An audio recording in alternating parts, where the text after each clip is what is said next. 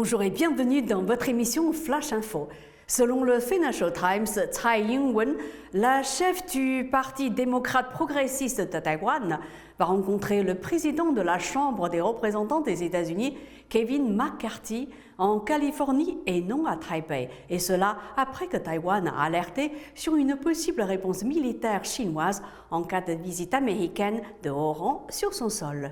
Toujours au chapitre de la diplomatie, le secrétaire à la défense américain, Lloyd Austin, est arrivé mardi 7 mars à Bagdad pour réaffirmer le partenariat stratégique entre les États-Unis et l'Irak lors d'une visite surprise à la veille des 20 ans de l'invasion américaine qui renversa Saddam Hussein. Selon le Figaro, le président chinois Xi Jinping a condamné lors d'une session parlementaire à Pékin l'endiguement et la répression de son pays par les Occidentaux et notamment par les États-Unis.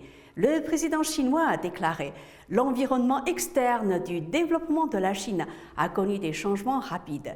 Les facteurs incertains et imprévisibles ont considérablement augmenté. Des pays occidentaux menés par les États-Unis ont mis en œuvre une politique d'endiguement et d'encerclement et de répression contre la Chine, ce qui a entraîné des défis sans précédent pour le développement de notre pays. » Retour en France, l'Assemblée nationale a adopté le lundi 6 mars en première lecture une proposition de loi visant à mieux protéger le droit à l'image des enfants face aux dérives de certains parents qui les exposent expressément sur les réseaux sociaux. Le texte porté par le député macroniste Bruno Studer et soutenu par le gouvernement a été adopté à l'unanimité.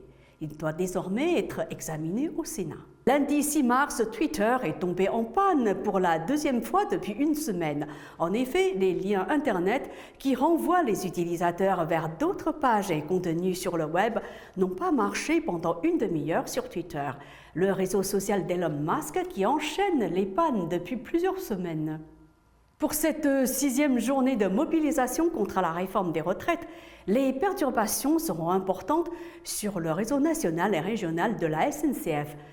La grève sera très suivie et synonyme de cauchemar pour ceux qui ne peuvent pas télétravailler, avec un TGV sur 5 en moyenne, un TER sur 5 en moyenne et en Île-de-France, un RER A et B sur 3 et de fortes perturbations dans les métros.